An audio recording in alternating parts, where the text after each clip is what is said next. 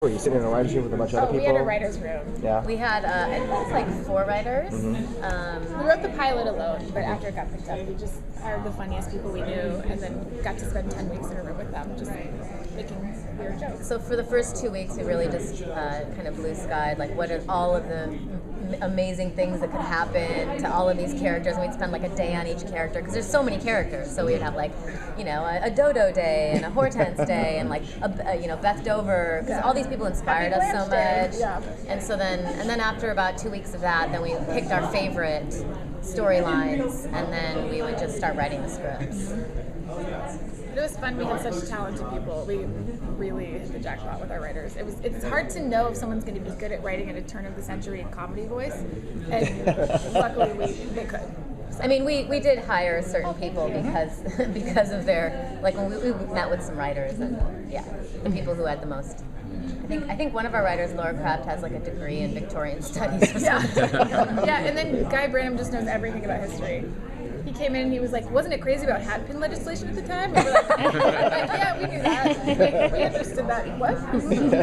The beer tax, yeah. So you guys have been doing a lot of research for your show. So what's one of the most outlandish historical characters? Well, we went to Newport and would take these. Has anyone been there?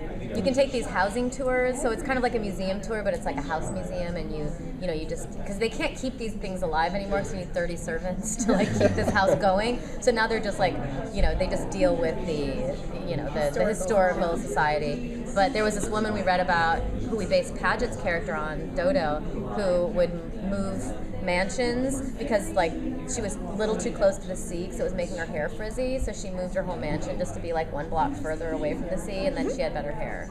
The thing that surprised me the most, the thing that surprised me the most, I didn't know this, is that in 1902, income tax and antitrust laws had not been invented. So America was really finding its voice. Like there was no capitalism. There was just like money was, you just kept all of it. You just kept your money, and so that's why when income tax was introduced, the whole like in 1912, 1913, yeah, then it was just like over. So it was just this golden age where people were living like rappers. Yeah, what parallels do you find with that, the Gilded Age, and the Kardashians, or what's happening in reality TV shows? All of them. It's all the same. It's the same as Real Housewives. It's the same as Kardashians. Because the Real Housewives, they're too dressed up. They're like everything's too much. They drink too much. They fight too much. When you go to Newport, you hear like they wake up, they have like a morning breakfast outfit, then they go sea bathing, then they change to croquet, then maybe there's some dancing, then there's a nap outfit, then it's like lunch, and it's like they would change their clothes like 8 or 9 times a day. And the difference, I think, between the Gilded Age in America and like what you see in Downton Abbey, what was happening in England at the same time, is in England they were just a little more proper. They came from long lines of this, whereas in America they just got rich, so they were just like acting like crazy people, like rappers. Yeah, like rappers. Yeah. I have an unusual question. Okay. Because I'm from Playboy. I wanted to know what your favorite dirty joke is. You have a dirty joke you can tell me. Dirty joke? Yeah. I wish I could think of one. I know it's a.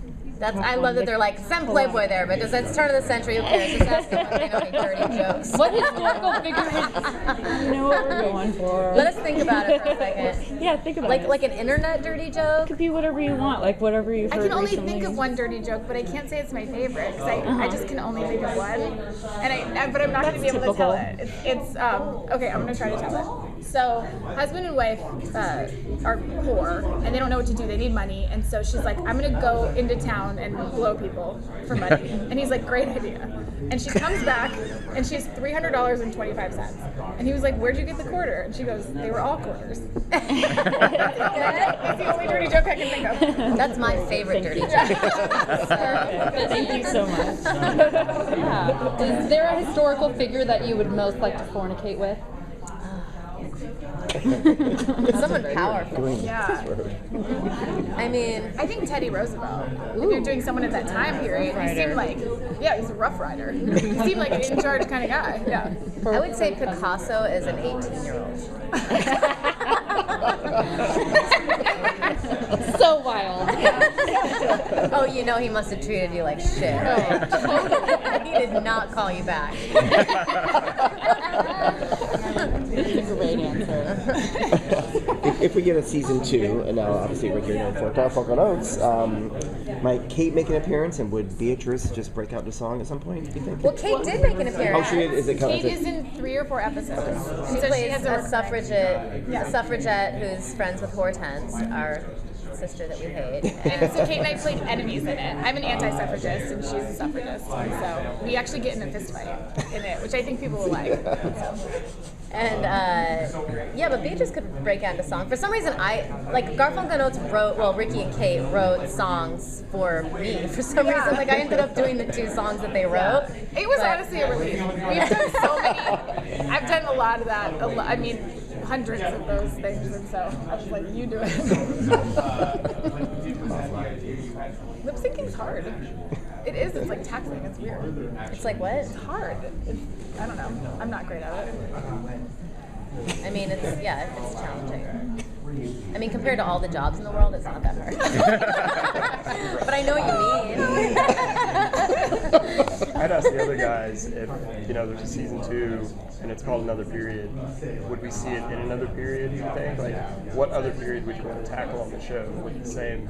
Obviously, the characters are probably going to continue, we heard, but we're just kind of thinking ahead if you could change the time period. I would never want to change the time period. Because I know so you much more in this time. There's I don't want to set up a whole thing and have people fall in love with these characters and the story and then be like, now we're at Cowboy Western, so. But they're all connected. I mean, what time period would you suggest? Oh God, I don't know.